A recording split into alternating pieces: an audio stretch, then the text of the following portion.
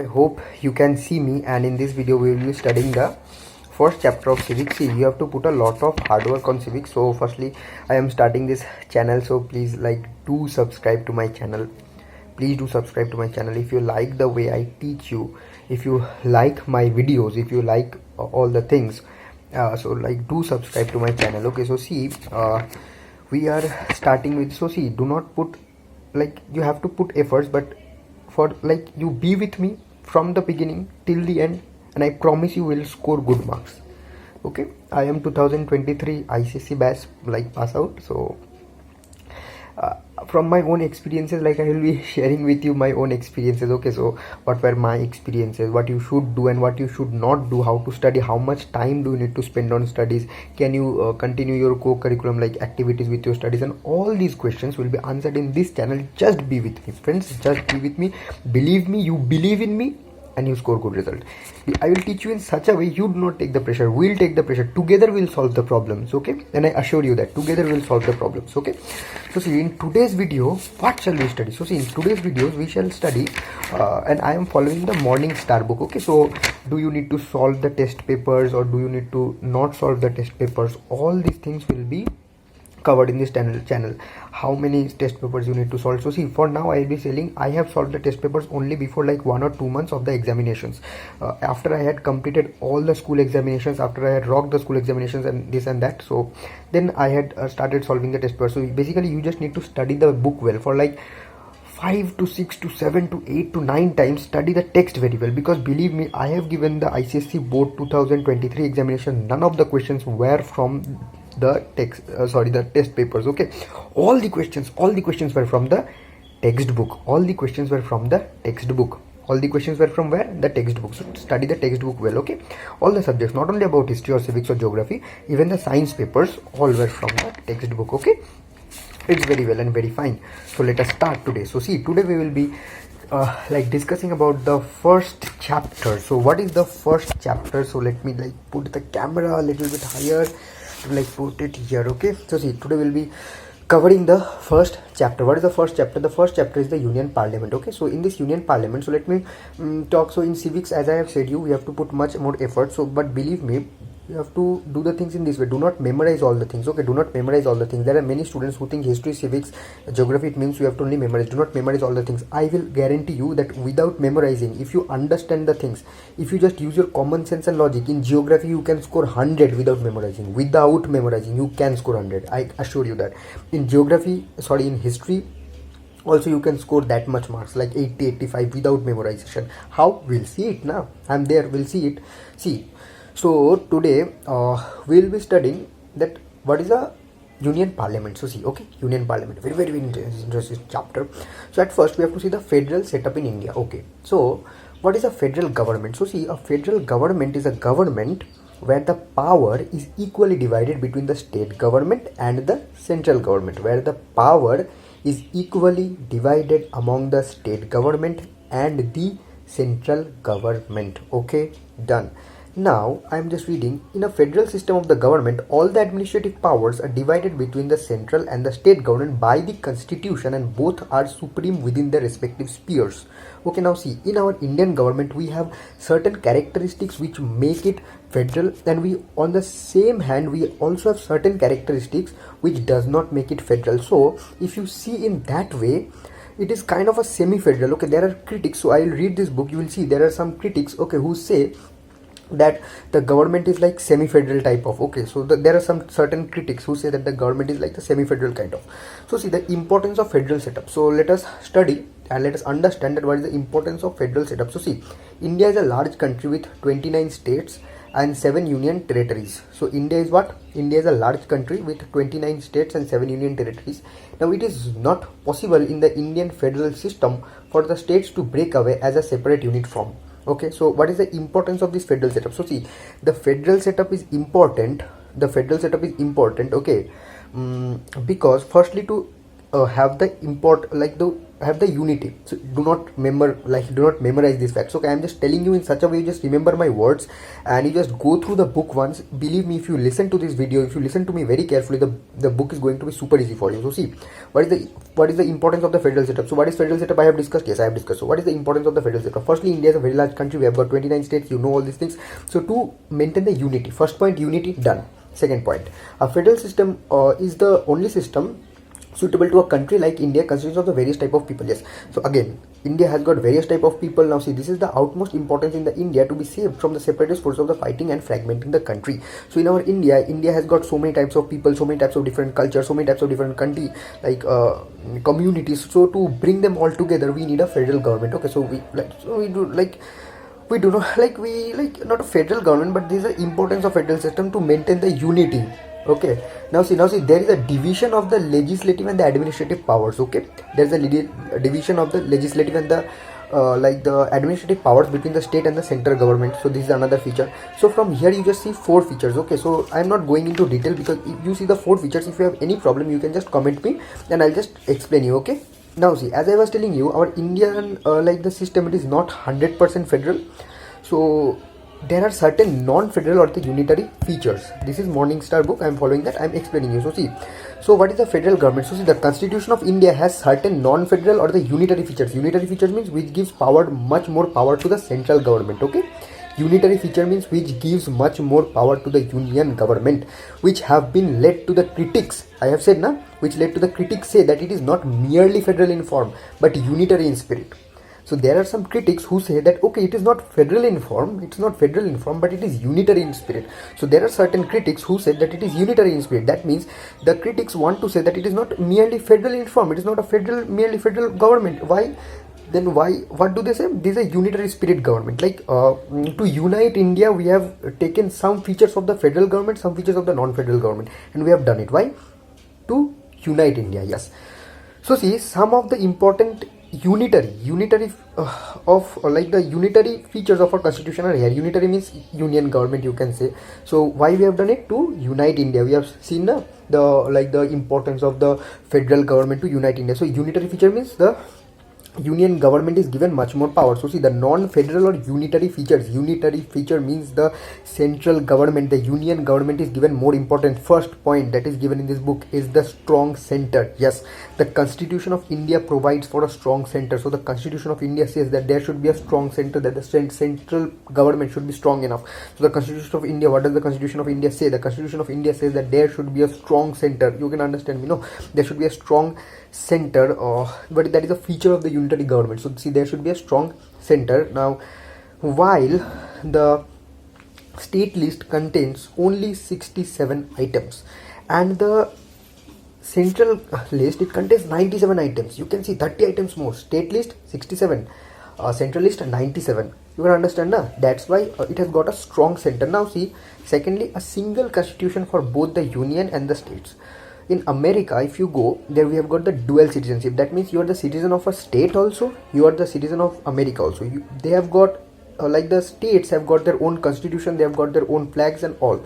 So there you have got dual citizenship. But we have here what we have got, a single constitution for the union and the state. That means our state and the union, they follow a single constitution, that is the Constitution of India. I have merged 2 points here. Okay, that is a single citizenship and the single constitution for the union and the states. But if you just open the book and you just listen to my lecture no, you can kind of a video, you can just understand. Okay, so see, the states in India have not been given any right to make their own constitution. The framers of the constitution have provided for a single, common and unified constitution. So the framers of the constitution, who are the framers of the constitution? The framers of the constitution, like the Sir B.R. Ambedkar, and there were other members. Okay, we'll be seeing, okay, all these things, constitution, all these things are going to be very much interesting. Okay, I'll be also covering certain topics from class 11 political sciences. So if you like those videos, you can also watch this channel. So this channel is going to be very much informative. So if you like it, do share, subscribe and listen. Okay, I'll be trying within some few days to arrange a kind of a board so that we can have stand-up lectures or videos. So for then, let us have this face-to-face interaction. So see, a single constitution for both the union and the states. So the states in India have not been given any right to make their own constitution. The framers framers of the constitution have provided for a single, common and unified constitution, both for the centre and the state, except for the state of the Jammu and Kashmir, which has its own constitution, article number 370. Now see, this is, I am using the old version of the book, so this has been now uplifted. Okay, this has been now uplifted. Now we have got a single constitution for all the union and the states. Now thirdly, the flexibility of the constitution. See, in the federal form of the government, so see, the constitution of India is rather flexible. In the federations 100% federal form of government, federations 100% federal form of the government, the amendment to the constitution can be made with the permission of the units, okay. But in India, the parliament can amend most of the provisions of the constitution, okay, single-handedly. How? By just a very simple 2/3 majority of voting. Just a very simple 2/3 majority of voting, parliament can make most of the amendments. But in the federal government, 100% federal government, like you need the permission of the members. Because why again, why? Just ask yourself why. Just clear the concepts. Why? Because the members, the states and the union has got equal powers.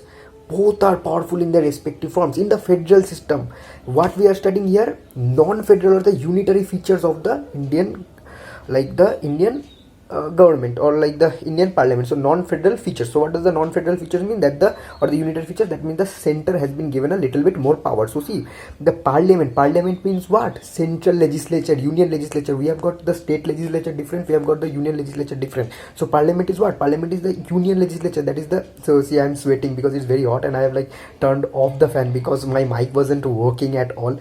And if I would like to turn on the fan, so you would not have been able to hear me properly, so I have just like turned off the fan. So see, okay, so see, let us do it, come on, oh, let's go. So see, today I will upload the video, come on, let's have the dedication and put our heart and soul, we will crack everything, okay, come on. So see, the constitution of India is rather flexible. So see, the constitution of India, it is rather flexible, it's very flexible kind of thing, okay. So in other words, the federation and the amendments to the constitution can only be made with the consent and the approval of the units, okay. So but in India, you can just like do the amendments. What is the amendment? So any change made in the constitution with the permission of the parliament is known as the amendment, okay. Any change made in the constitution is known as the amendment, okay. So it's known as the amendment. Now see, we have got the single citizenship. So see, the Indian constitution provides for a single citizenship of India, which is common to all the people of the union territories, the states and the union territories. So see, this is what I have said you. This is the non-federal features. Federal feature, both the states and center, same power. Non-federal or the unitary features, union government is given a little bit more power. So single citizenship. We do not have dual citizenship. We are not the, like we are just citizen of India, not of respective each and every state. Like we have got one identity, citizen of India. Now 6, the existence of the union territories. Union territories are the areas which are specially controlled by the union government. So see, this is another point which indicates to the non-federal features. Now we have got the union parliament. So see, what is the parliament? Let me give you an example, okay. Suppose from class 10 we have got 5 sections. Section A, section B, section C, section D and section E. From 5 sections we have got 2 representatives each, 10 representatives total. They will discuss on the matters of class 10. Who should be like, what should be the upcoming magazine, what should we study, like group discussions, like how to solve the projects, remedial classes, which are the students that need the remedial classes, giving the names, collecting the names and giving it to the teachers, providing the students with the notes of the teachers, welfare of the students, like the governance of class 10, okay. You can understand, like the matters related to the class 10 will be discussed by these 10 fellows, these 10 students. Now suppose each and every section of class 10 has got a class teacher. Now the class teacher says, okay, I choose 4 students. Among these 4 students, you give vote to any 2. You give vote to suppose student A or student B, and among the 4 from each section we choose 2 representatives of whom? The entire class 10. Understand? The representative of whom? The entire class 10. Now these students, like for in a year they meet, they conduct different sessions, okay. Now see, I'm just giving you an example, okay. They meet different times, they discuss on the topics and all those things. This is the same about the parliament. What is the union parliament, okay? So see, union parliament, I tell you, we have got state also, okay. State parliament and all those things we will discuss later. So see, we are discussing about the union legislature, union parliament. Union means central. So the union parliament comprises of the president and the 2 houses of the parliament. 2 houses of the parliament, Lok Sabha, Rajya Sabha. Lok Sabha, house of the people. Rajya Sabha, house of the states. Okay, it's the house of the state. There the members are elected indirectly. Lok Sabha members are elected directly. Remember, the Lok Sabha is elected for a term of 5 years. Okay, before that let me say you what is the parliament. So see, as I have said you, the parliament is a body of the people's representatives who have the supreme power of the governance in a democratic country. See the class 10 example, the parliament is a body of the people's representative, students representative here. Okay, who have the supreme power of the governance. They will discuss on all the matters and they will say to the respective class teachers and all of this. You can take the president as the class teacher or the principal. See, try to relate the things. Okay, this is just an example to make the concepts very much clear. Now see the term is of 5 years. Composition, there are 552 seats. Among that 530 seats are for whom? Are for the members from the states, and 20 from the union territories, 2 from the Anglo-Indian community. Okay, done. Qualification, he should be at least of 25 years of age, he should be an Indian citizen, he should have his name in the electoral rolls of the country. What is the electoral rolls? That means he should have the ability to vote. Now see, he should not be an insolvent. That means he should be able to meet his financial he should be financially stable. He should not be an insolvent. Okay, he should be financially stable. What he should do? He should be financially stable. He should not be in debt. Okay, he should have the ability to meet his the financial commitments. Very good. He should not be a proclaimed criminal. You cannot be a criminal. You cannot be a criminal. He should not be of unsound mind. So you cannot be of unsound mind also. Now see, qualifications for membership, disqualifications for membership. Just reverse the conditions. Why should you remember? Just use your logic. Just reverse the conditions. You have the answer. You just see disqualifications. If he holds any office of profit under the government of the state or the government of the India, he is disqualified. Secondly, if he is of unsound mind. So if he is of unsound mind, then also he is disqualified. But see, this has to be declared either by the Supreme Court or he has to be declared either by a competent court. You cannot just go and simply say, hey, he is of unsound mind, you have to disqualify him. No. It has to be declared by a competent court or it has to be declared by Supreme Court. Now see, he is an in-discharge insolvent.